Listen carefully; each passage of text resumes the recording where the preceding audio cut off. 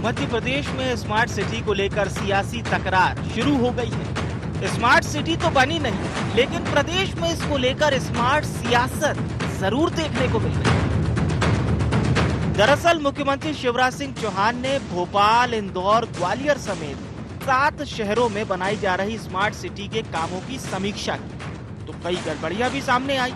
फिर क्या, सीएम का सख्त लहजा और अधिकारियों को फटकार। और कमलनाथ सरकार के कार्यकाल के दौरान स्मार्ट सिटी प्रोजेक्ट में हुए ठेकों की जांच के आदेश। आरोप सीधा है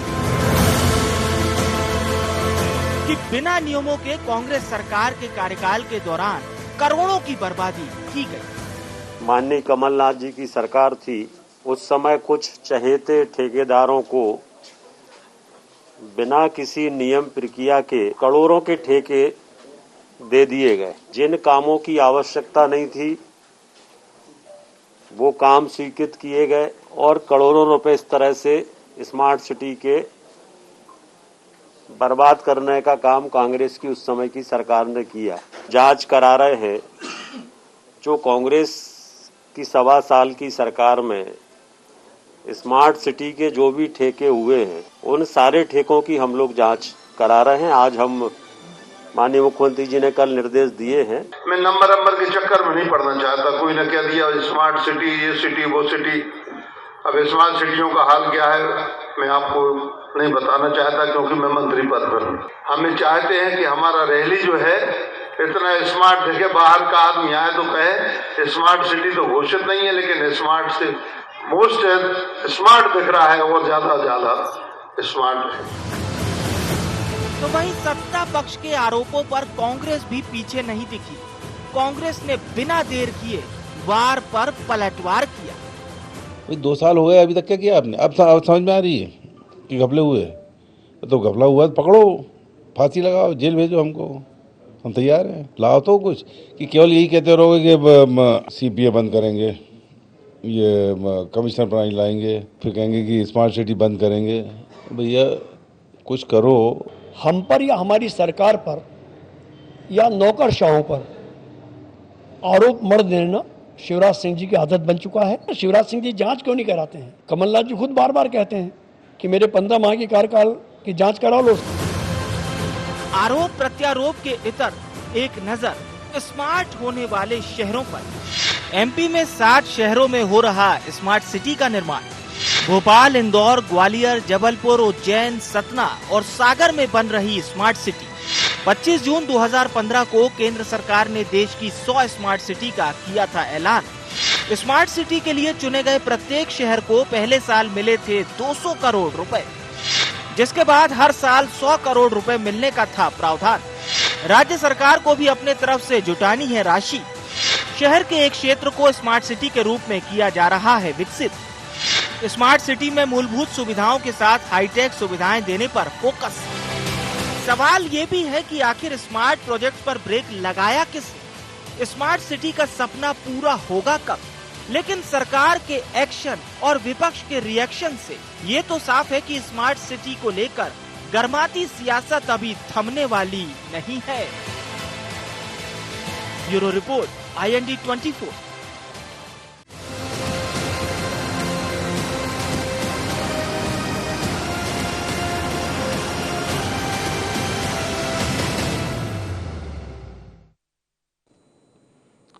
नमस्कार, IND एजेंडा में आपका स्वागत है। मैं हूं राघवेंद्र सिंह। आज हम बात करेंगे स्मार्ट सिटी के ब्रेकर कौन। दरअसल इस पर विस्तार से बात करें उसके पहले एक नजर डालते हैं एजेंडा पॉइंट्स पर। स्मार्ट सिटी पर किसने लगाया ब्रेक? क्या सीएम की सख्ती से स्मार्ट सिटी प्रोजेक्ट में आएगी तेजी? कांग्रेस कार्यकाल में स्मार्ट सिटी टेंडर्स में भ्रष्टाचार के आरोप कितने जायज? भ्रष्टाचार करने वालों पर कब होगी कार्रवाई? तो ये कुछ मुद्दे हैं, लेकिन इसके अलावा भी बहुत सारी बातें हैं, क्योंकि स्मार्ट सिटी का मामला देश के प्रधानमंत्री नरेंद्र मोदी का ड्रीम प्रोजेक्ट था। मैंने था शब्द इसलिए जोड़ा क्योंकि इसके बीच कोरोना काल आ गया। इस बीच में भ्रष्टाचार की भी नई नई परिभाषाएं गढ़ी गई। एक मंत्री ने तो आपने सुना ही वरिष्ठ मंत्री गोपाल भार्गव ने कहा कि क्या हाल है, मैं इस पर नहीं कह सकता क्योंकि मैं मंत्री हूं। बहुत सारे मुद्दे जिस पर हम विस्तार से बात करेंगे। चर्चा के लिए मौजूद स्टूडियो में हमारे साथ वरिष्ठ पत्रकार संदीप पौराणिक जी, और टेलीफोन लाइन पर हमारे साथ रहेंगे भाजपा के नेता पूर्व विधायक शंकरलाल तिवारी जी और कांग्रेस के प्रवक्ता फिरोज सिद्दीकी जी। आप तीनों का बहुत बहुत स्वागत है। शंकरलाल जी, मैं आपके पास सबसे आखिरी मांगूंगा क्योंकि बहुत सारी बातें होंगी जिनके जवाब आपको देने पड़ेंगे। सबसे पहले शुरुआत में कांग्रेस से करता हूं। फिरोज जी, कमलनाथ सरकार के दौरान स्मार्ट सिटी का जो काम हुआ था उसकी जांच की बात हो रही है, लेकिन मैं एक बात बहुत विनम्रता के साथ कहना चाहूंगा कि इस सारे मुद्दे पर बीजेपी आरोप है कि कांग्रेस पर आप सफाई देंगे, आप भी आरोप जड़ देंगे उन पर, लेकिन मुझे लगता है कि अफसरों ने जो इस पूरे स्मार्ट सिटी मामले में मचा के रखा हुआ है, जो करप्शन की बातें निकल के आ रही हैं, उसमें लगता है कि सब मौसेरे भाई हैं। आपकी प्रतिक्रिया? देखिए, हम तो मौसेरे भाई नहीं है। स्मार्ट सिटी बनाई ही इसीलिए गई है कि गरीबों का हक छीना जाए।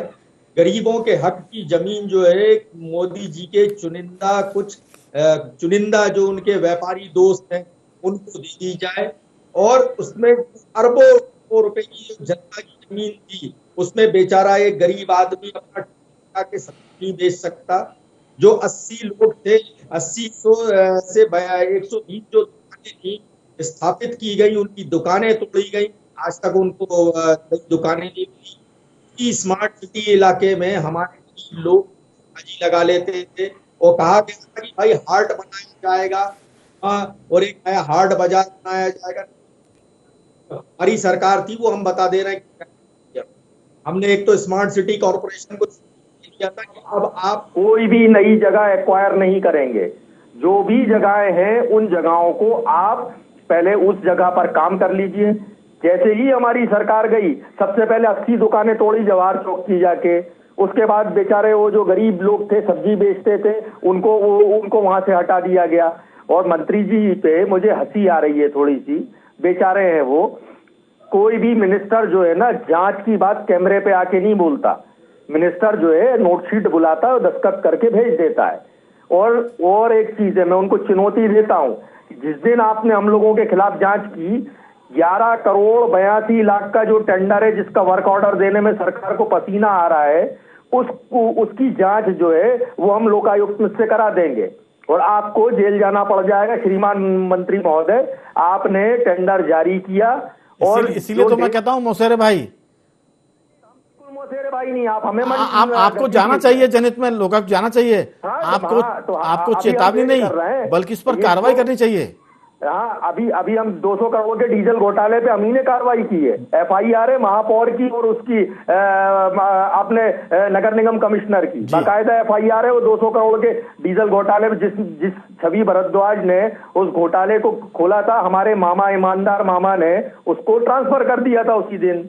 अभी भी कह रहा हूं मैं। और एक चीज बोलूंगा जिस पे आपका ध्यान आकर, झरनेश्वर मंदिर, वहां एक गुरुद्वारा है, एक मस्जिद है और 5 मंदिर हैं। इन्होंने उसमें डील में साइन कर दिया कि ये जो मंदिरों की, धार्मिक स्थलों की जो जमीनें हैं वो भी जो है स्मार्ट सिटी कॉर्पोरेशन की हो गई। यानी ये मंदिर तक बेच खाए इन्होंने। मैं तो ये जो कह रहा हूं वो स्पष्ट कह रहा हूं। ग्रीन एरिया कहाँ है भाई? कहाँ है ग्रीन एरिया? आप तो रोज पौधा लगा रहे हैं, कहाँ है ग्रीन एरिया? कहाँ बनाया आपने, बताइए तो मुझे। और 7 साल से ऐसी कैसी प्रोजेक्ट, 7 साल से एक आदमी रहने नहीं गया वहां और ये स्मार्ट सिटी बन गई। तो ये क्या हो रहा है? अरबों रुपए की जमीन जो है मोदी जी के जो अच्छे, जिसको कहते हैं ना, मोदी जी के जो दोस्त थे, हम दो हमारे दो, उनको बेच खाई है। गरीब आदमियों से छीन लिया सब चीज। अच्छे खासे गरीब आदमी वहां व्यापार करते थे, गरीब आदमी वहां काम किया करते थे। स्कूल थी, शालाएं थी, 2 अच्छे स्कूल थे जिसको बेच खाई है। कहाँ है वो स्मार्ट क्लासेस? स्मार्ट क्लासेस कहाँ है? चलिए पूछते हैं शंकरलाल जी, आपका सतना भी स्मार्ट सिटी में शामिल है, सागर भी है। सागर के जो मंत्री हैं गोपाल भार्गव जी की आपने बात सुन ली होगी। भूपेंद्र सिंह जी भी सागर के वो जांच की बात कर रहे हैं। फिरोज सिद्दीकी जी ने कहा कि जांच करा के तो देखिए हम लोकायुक्त में चले जाएंगे, बहुत से घोटाले आपके भी हैं। तो ये जो मामला है, इस स्मार्ट सिटी का जो ब्रेकर कौन है? कमलनाथ सरकार है या आपके जो अधिकारी हैं वो काम ठीक से नहीं कर रहे हैं?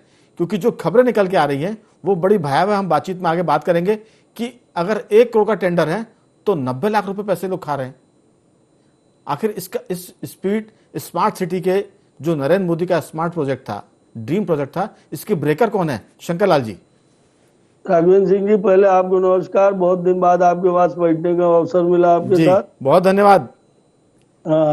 देखिए, आज की बहस की शुरुआत मैं सोचता हूँ कि विषय पर तो बहस हो ही रही है स्मार्ट सिटी पर जी, पर रिश्तों पर भी बहस हो रही है। अभी फिरोज भाई ने शिवराज जी को मामा मान लिया और उन्होंने कहा कि हमारे मामा, वो तो जगत मामा हो गए। जगत मामा हो गए, जगत मामा। हाँ, आपने कहा मौसेरे भाई, तो एकदम ऐसे छिटक करके भगे वो जैसे मौसेरे भाई कहना बड़ा अपराध कर दिया गया हो। मैं एक नया रिश्ता बता देता हूँ, सौतेले भाई वाला। अगर कबूल हो फिरोज भाई को तो इसे मान लेंगे, और नहीं तो वो भाई बनने ही नहीं चाहते किसी के, तो वो जाने। अभी जो विषय आपने लिया शंकरलाल जी, आप मुंह बोले भाई भी कह सकते हैं। मैं तो वही कह रहा हूँ, भाई भाई होता है, चाहे सौतेला हो, चाहे मौसेरा हो, और चाहे हृदय से आत्मा की टेलोपैथी वाला मेरा मित्र हो। चलिए, पर हो गया वो बात। मैं मुख्य रूप से आपसे कह रहा था स्मार्ट सिटी के मामले में जो आपने बहस चलाई, बहुत अच्छी बहस चलाई। इस विषय पर 2 दिन से जब से मुख्यमंत्री जी ने और स्मार्ट सिटी के संबंध में अपना थोड़ी सा एक्शन प्लान बनाया, उन्होंने जाकर के मॉनिटरिंग करी, उस दिन से हमारा मीडिया हमेशा की भांति हर विषय पर जितना जागरूक रहता है, उसने भी इस मुद्दे को लिया। और मैं आपको धन्यवाद इसलिए करता हूँ, मुख्यमंत्री जी को भी करता हूँ, कि कोरोना के 2 वर्ष के कार्यकाल के कारण जो 2 वर्ष से ये चल रहा था, निश्चित रूप से स्मार्ट सिटी के कार्यों में सुस्ती आई थी। अकेले स्मार्ट सिटी के कार्यों में नहीं, अन्य देश के सभी प्रोजेक्ट, सभी प्रकार की यूनिट्स पर कहीं ना कहीं असर पड़ा, चाहे प्राइवेट हो चाहे गवर्नमेंट की हो। पर अभी मुख्यमंत्री जी ने जा करके अपने से, कोई कांग्रेस ने लोकायुक्त में शिकायत नहीं करी थी कि उनके लोकायुक्त की शिकायत कर देंगे, हमारे फिरोज भाई तो बिल्कुल एकदम सुप्रीम कोर्ट है, उनने कहा हम लोकायुक्त में शिकायत कर देंगे और जेल भेजवा देंगे। अरे भैया, तुमको मेहंदी लगी है क्या मेरे भाईजान? अभी मेरे राघवेंद्र सिंह जी ने कहा कि ये भाषण देने के बजाय चले जाना चाहिए था। किसने रोका था आपको? पर डिबेट में बैठ के, मीडिया में बैठ करके और सतही तौर पर कोई आरोप लगा देना, एक प्रमुख विपक्षी दल नेता को, आम आदमी हो, कोई छोटा मोटा कार्यकर्ता हो, बयानबाजी करते और प्रमाण न हो उसके पास, तो समझ में आता है। और इसीलिए मैं कह रहा हूं कि कांग्रेस की कही गई कोई बात न जनता में गंभीरता से जा पा रही है, न वो लेती है, और न वो इस तरफ कोई चिंता करना चाहते हैं। अगर कहीं कोई भ्रष्टाचार हुआ है तो भैया खुली चुनौती है आपको ये मौसेरे सौतेले का भेद छोड़कर आप तो बीच में बोला था। आप बहुत अच्छे वक्ता है, अपन निरंतर बैठते हो, आप अपना, मेरा प्रेम भी है आपसे, आप भी मुझे बहुत चाहते हैं, इसलिए थोड़ी सा बोल लेने दीजिए, टूटा फूटा जो बनता है। मेरा इतना ही कहना है कि ये मॉनिटरिंग जो हुई, जिसके बाद ये हाय तौबा शुरू हो गई, ये मॉनिटरिंग सिर्फ इसलिए कि मुख्यमंत्री जी को लगा कि हमको स्मार्ट सिटी के जो भी प्रोजेक्ट्स हैं उनको गतिमान करना चाहिए और तेज गति से करना चाहिए, और इसलिए मुख्यमंत्री जी ने किया। अब अच्छे ढंग से, अच्छी भावना से भी यदि मुख्यमंत्री या सरकार कोई काम कर रही है तो उसमें टीका टिप्पणी का पूरा अधिकार है विपक्ष को, मुझे उस पर कुछ नहीं कहना। पर हर काम मुख्यमंत्री जी, अब इसमें अभी देखिए कितनी, क्षमा करना फिरोज भाई, मैं बात को बचकाना कह रहा हूं, आपको नहीं, कितनी बचकानी बात है ये कि मोदी जी ने अपने 2 दोस्तों को, हमारे दो दोस्तों को जमीन बेच दी।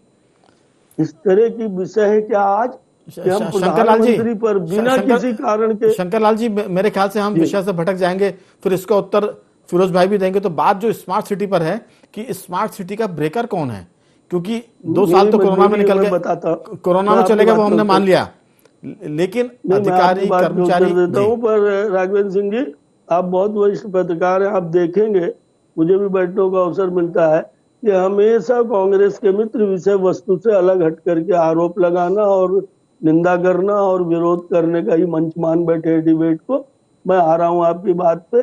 ब्रेकर की जहां तक बात, तो इस संबंध में मैं नहीं मानता कि 15 महीने के कार्यकाल में और स्मार्ट सिटी में कोई गति या उसकी तेज गति बनी है, और उसकी वजह थी मानसिकता की।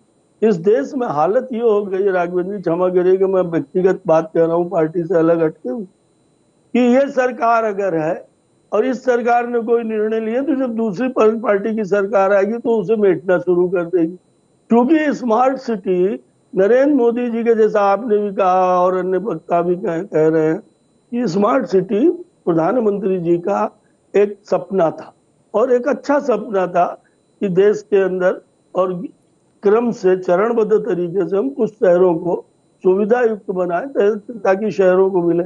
पर उस पर जो गतिरोध आया, उस गतिरोध में मैं ये मानता हूं कि आप, उदाहरण दे रहा हूं, आप किसान सम्मान निधि प्रधानमंत्री ने इशू करी, मध्य प्रदेश की तत्कालीन कमलनाथ सरकार ने किसानों का रिकॉर्ड ही नहीं भेजा और नतीजा ये रहा कि पहली दूसरी किस्त मध्य प्रदेश के किसानों को जब देश के अन्य राज्यों में मिल चुकी, ममता जी तो ले ही नहीं रहे थे, पर यहाँ भी ढीला डपोली की गई। शंकरलाल जी फिर विषय से भटक जाएंगे, समय निकल जाएगा। में भी यही जी, मैं ब्रेकिंग का कारण बता रहा था। क्या ब्रेकिंग रही? अब उसमें ब्रेक इसलिए हुआ कि कांग्रेस की सरकार जैसी बनी तो उनने तय कर लिया कि भारतीय जनता पार्टी के द्वारा जो भी योजनाएं लागू की गई हैं, चाहे वो स्मार्ट सिटी हो, आयुष्मान कार्ड हो, किसान सम्मान निधि हो, और भी मैं ज्यादा नहीं गिनाऊंगा, नहीं आप तो, उनको सबको उठा करके बंद अलमारी में डाल दिया गया। ये नहीं देखा गया कि करोड़ों रुपए किसान को मिल जाएगा, ये नहीं देखा गया कि स्मार्ट सिटी एक प्रोजेक्ट है, वो चालू हालत में है, अगर हम उसको ढीला करेंगे, उसकी गतिविधियों को कमजोर करेंगे, उसके पैसे का अलॉटमेंट, उसकी जो भी वर्किंग है उसको कम करेंगे, तो इस योजना जो देश के लिए बनी है, शहरों के लिए बनी, कमजोरी आएगी। बिल्कुल, मैं लौटूंगा आपके पास, मैं लौटता हूँ अगले दौर की बातचीत में, आप और विस्तार से बताइए। स्मार्ट सिटी का काम चल रहा है। आधा सेकंड में एक बात कह के, स्मार्ट सिटी के काम में विलंब का एक और कारण था जो पौराणिक जी शायद मेरी मदद करेंगे, इसमें सबसे पहला काम था जमीनें ऑक्युपाई करना। यहाँ तो बने, चलिए मैं लौटता हूँ दोनों की बातों का मामला। हर समय फिरोज जी अभी करेंगे अपन, बीजेपी विरुद्ध कांग्रेस में करूंगा, लेकिन जो आधिपत्य संदीप जी सवाल यही है कि कल्पना कि बीजेपी कह रही है कि थोड़ी टाइम लगता है। मैं लौट रहा हूँ जमीनों की, शंकरलाल जी मैं लौट रहा हूँ बस, थोड़ी लेट, अगले दौर की बातचीत में पूरा समय मिलेगा। पौराणिक जी, पीसी शर्मा कह रहा है कि अगर गड़बड़ी की है तो आप केस दर्ज करिए, जेल भेजिए। तिवारी जी भी यही कह रहे हैं। सवाल है कि जो गोपाल भार्गव ने कहा है उसको बहुत ध्यान से सुनने की जरूरत थी, क्योंकि वो वरिष्ठ मंत्री है और उनकी पीड़ा को उन्होंने जिस ढंग से व्यक्त किया, बहुत ही सफाई से उन्होंने संकेत दिया है। हमारा कहना यह कि सरकारें कमलनाथ की थी वो भी काम कर रही थी, शिवराज जी की सरकार भी काम कर रही है, लेकिन सरकार के हाथ पैर कौन होते हैं? उसके आंख कान होते हैं उसके अधिकारी, उसके कर्मचारी। अगर 90 लाख रुपए किसी मामले में खा लिए जाएंगे, मैं एक आपको ओवरऑल तो नहीं लेकिन एक फिगर दे रहा हूं समझने के लिए, कि जो चीज निकल के आ रही है कि 1 करोड़ का ठेका होता है इसमें, और उसमें 90 लाख रुपए, 80 लाख रुपए, 70 लाख रुपए लोग काम नहीं करते हैं और भुगतान होने की स्थिति आ जाती है। बिल्कुल ठीक कहा भूपेंद्र सिंह जी ने कि हम जांच करा रहे हैं, बिल्कुल जांच करानी चाहिए, और अगर फिरोज जी के पास कोई मामला तो उनको भी जाना चाहिए लोकायुक्त के पास में। जब दोनों पार्टियां करप्शन के खिलाफ काम करेंगी तब स्मार्ट सिटी का मामला गति पकड़ेगा, तब देश तरक्की करेगा, तब किसी प्रधानमंत्री का ड्रीम प्रोजेक्ट सड़क पर उतरेगा, जमीन पर आएगा। आपकी राय? देखिए राघवेंद्र जी, मेरा ये मानना है कि ये विकास से जुड़ा हुआ मुद्दा है, चाहे कांग्रेस हो या बीजेपी, दोनों को उसमें राजनीतिक लाभ खोजने की कोशिश नहीं करनी चाहिए। सरकारें दोनों थी, ठीक कहा आपने, कमलनाथ जी की थी और इधर शिवराज जी की सरकार नेतृत्व में चल रही है, दोनों काम कर रहे हैं। लेकिन जहां आपने नाक कान हाथ की बात कही तो ये होता है नौकरशाह। क्या अगर कांग्रेस के काल में गड़बड़ी हुई है तो नौकरशाहों ने गड़बड़ी की? आज शिवराज जी के समय जब उन्हें सख्ती दिखाने की कोशिश की तो सामने जो बातें आ रही हैं, तो क्या नौकरशाह गड़बड़ी कर रहे हैं? मैं ये कहता हूं कि सरकारों की जांच से पहले जरूरी है कि उन अधिकारियों की जांच होनी चाहिए जो इससे जुड़े हुए हैं। अगर गड़बड़ियां हो रही हैं तो बहुत बड़ा दोष तो उनका है ना। सरकार तो बदल गई और दूसरी सरकार आ गई है। तो बेहतर यह होगा कि इस समय चाहे बीजेपी हो कांग्रेस, इनके निशाने पर वो लोग होने चाहिए जो इस प्रोजेक्ट से जुड़े हुए हैं। सरकार कह रही है जांच कराएंगे, जांच होगी, बात अच्छी है, लेकिन सरकार के ये भी जिम्मेदारी बनती है, चाहे पूर्व सरकार रही चाहे वर्तमान सरकार रही हो, उन अधिकारियों पर जोर होना चाहिए, उन पर डंडा चलना चाहिए जो इससे जुड़े हुए हैं। अगर उन पर कार्रवाई नहीं होगी तो ठेकेदार बच जाएंगे, क्योंकि ये नेक्सस होता है राघवन जी, हमेशा एक गठजोड़ होता है ऐसे लोगों का जो ठेकेदारी के काम में जुड़े होते हैं और जो प्रशासनिक अमला होता है। जो आपने नेक्सस की बात की है, नेक्सस में जो गठजोड़ है करप्शन का, फिरोज जी और तिवारी जी, आप लोग तो जनता के लोग हैं, आपको पता और हमको भी शायद नहीं पता कि किस तरह से पैसों की का घालमेल होता है। अधिकारी कर्मचारी इसी काम के उस्ताद होते हैं, इसी काम के मास्टर होते हैं कि सरकार कमलनाथ की थी तब भी उन्होंने पैसा खाया, आज शिवराज जी की तब भी खा रहा है और अगली जो सरकार आएंगी तब भी वो पैसा खाएंगे। जो फोकस होना चाहिए वो ये कि किस तरह से स्पीड हो काम काज को गति बढ़ाने में और करप्शन में ब्रेकर लगाने में। मेरा कहना सिर्फ इसमें इतना है कि जो भी सरकारें काम करती, कोई भी सरकार ये नहीं कहती कि वो काम नहीं करेगी, क्योंकि अपयश तो सरकार का होना है, कमलनाथ जी का होना है, शिवराज जी का होना है, ये तो काम करने वाले हैं। फिरोज जी, स्पीड ब्रेकर स्मार्ट सिटी का या किसी भी डेवलपमेंट के ब्रेकर होते हैं अधिकारी। आपने सीपीए का जिक्र किया था, पीसी शर्मा भी सीपीए की बात करते। मेरा कहना है कि बीच में आई थी बात, एक मिनट लूंगा मैं आप लोगों से, कि अगर अधिकारियों के यहाँ, इंजीनियर्स के यहाँ छापे डल जाएं तो अरबों रुपए निकल सकते हैं। इतना करप्शन है, मंत्रियों को उतना पैसा नहीं मिलता होगा, बाकी सरकारों को पैसा नहीं मिलता होगा जितना पैसा अधिकारी कमाते, क्योंकि वो उसके मास्टर हो जाते हैं। आपकी राय, क्योंकि हमारा फोकस इस बात पर है कि स्पीड ब्रेकर कौन है डेवलपमेंट का, अधिकारी या सरकारें? देखिए, कोई अधिकारी नहीं है, घोड़सवार अगर ठीक हो तो घोड़ा अपने आप दौड़ता है सरपट। यही कमलनाथ जी की सरकार थी, हमने स्मार्ट सिटी को लेके जो निर्णय लिए थे वो सारे के सारे बदल दिए। इतना अरबों रुपए की जमीन जनता की देने के बाद एक गरीब आदमी वहां ठेला नहीं लगा सकता, और जो हो गया लगा रहा था पिछली बातचीत में कह दिया, इसको दोहराइए नहीं। और एक बात बताओ, अगर मंत्री जी को जब पूरी मीडिया ने ये बता दिया कि 11 करोड़ 82 लाख रुपए का ये घोटाला हुआ है टेंडर में, क्यों मंत्री जी ने आदेश जारी नहीं किए? चलिए, आप जा रहे हैं सरकार में आएंगे ही लोकायुक्त, और ये मंत्री जी क्यों लग जाएंगे उसको, क्योंकि इनकी कारगुजारी है वो। और दूसरी चीज बोले हम कि जो हमने डीजल घोटाला हुआ, कितना हल्ला किया हम लोगों ने, कांग्रेसियों ने, किसी ने एफआईआर कराई? स्मार्ट सिटी रोड का कितना हल्ला किया, जब जयवर्धन जी और पीसी शर्मा जी दोनों साथ बैठे, जब जाके हमने ये लोकायुक्त में दी ये दोनों जाके। तो सरकार जो होती है उसको, उसकी नीयत अगर साफ हो, JNNURM था जिसमें हमारा BRTS बना, नर्मदा प्रोजेक्ट आई, राजीव आवास योजना आई, हमारी जो है ना सीवेज ट्रीटमेंट प्लांट हुए, वो बंद करके स्मार्ट सिटी प्रोजेक्ट ले आए। और स्मार्ट सिटी प्रोजेक्ट किसको फायदा पहुंचा रहा है? 4-5 अरबपति लोगों को। गरीब आदमी का उसमें कोई योगदान नहीं है। मेरी बात सिर्फ पे प्रमाणिक जी को कहूंगा कि आप जरा रोशनी डाल दीजिए। बिल्कुल, समय कम है, चूंकि पहले दौर की बातचीत में ज्यादा वक्त निकल गया। शंकरलाल जी, बहुत संक्षेप में कि जो मामला है वो स्पीड ब्रेकर कौन है, भ्रष्ट अधिकारी हैं या सरकार? मैं तो एक बात मानता हूं, जैसा आपने कहा, आपकी बात को भी मैं समर्थन कर रहा हूं कि कार्यपालिका और व्यवस्थापिका को, जो भी सरकार में रहे चाहे जो पार्टी रहे, उसे हमेशा, पौराणिक जी ने भी यही कहा है, हमेशा उसे चुस्त दुरुस्त करना चाहिए, उससे हमजोली नहीं बनना चाहिए, चाहे जिस पार्टी की सरकार हो।